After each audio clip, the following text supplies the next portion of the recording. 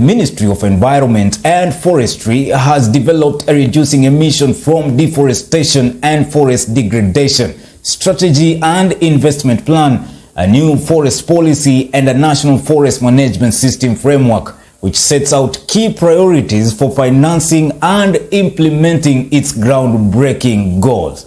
On that story, we have Nerima Wekesa.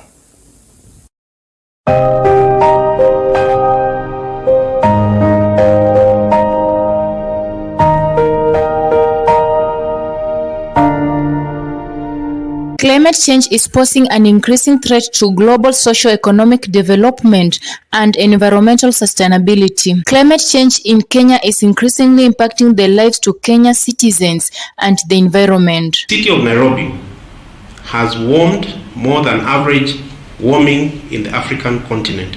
This place is taking us to a dangerous position and calls for urgent action against the current and projected impacts. The main causes of climate change are cutting down forests, generating power, manufacturing goods, using transport, producing food, among many.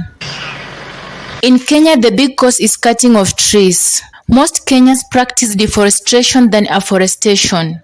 To succeed, the civil societies work directly with the counties because that's where the action is. At the national level, there's too much policies, there is too much talking, there's too much meetings all over the place, but no action. They might be more than willing to conserve the environment by planting more trees, but due to ignorance, poverty, and family issues, Kenyans end up cutting more trees. A lot of ways of dispensing gas in a small way. So that I have 50 shillings, I can go and get gas. Okay? Because gas is efficient, is clean, and is affordable.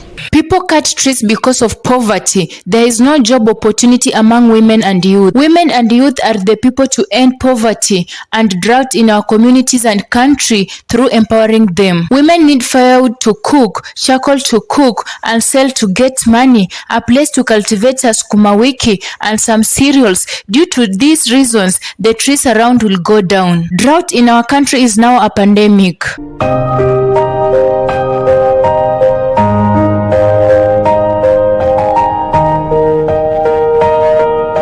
With most part of northern Kenya having not seen a drop of rain in months, it means that about 4.3 million people in the country are in dire need of food. The ongoing drought is the worst in 40 years, has affected 23 counties, out of which 10 are under the alarm drought phase. In terms of nutrition, there's very serious malnutrition for children under 5. At least 940,000 children under 5 years old are facing acute malnutrition. According to Dr. Richard Muita of the Kenya Meteorological Department, the country is now facing a fifth failed rain season, and this is not a new phenomenon, as the perennial history of drought in Kenya dates back from as early as 1928, describing the current dry spell as the worst in Kenya history in terms of longevity and severity. In 1928, we had a very severe drought in Kenya. Then again, 1933 to 1937. In the 50s again, we had some major drought. Since 2016, at least we have had depressed rains almost, consecutively. According to the latest report from IPCC, this year actually has been one of the hottest years since time immemorial, and it is actually indicated in the IPCC reports that this trend is actually likely to continue, making even life more difficult. The unfortunate history of perennial drought has, however, done little in informing future interventions. Concern has been raised over the lack of proactive approach to addressing the drought situation in the country, which created another cycle of increased economic burden in drought mitigation programs.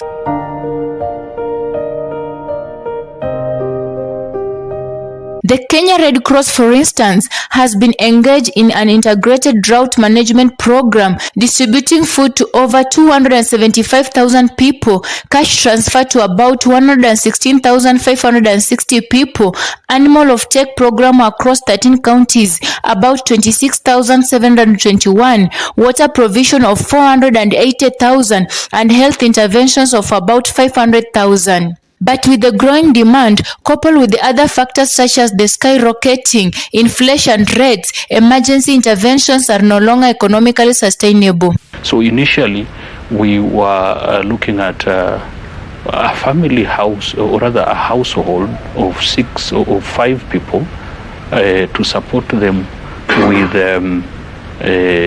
what we call quarter rations on emergency for 1 month.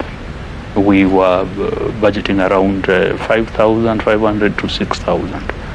But now we are forced to budget at 9,700.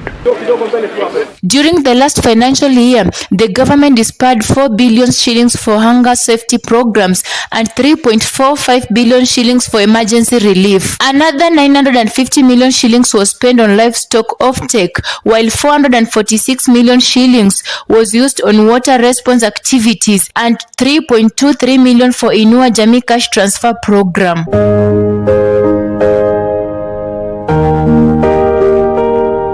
We're trying to provide seedlings and also some little awareness in the farmers so that they can be able to plant these short maturing crops, taking advantage of these rains.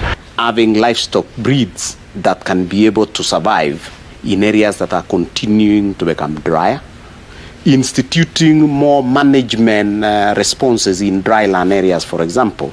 There is a scientific approach called rangeland management. Experts in weather and drought management are calling for a change of strategy to end the cycle.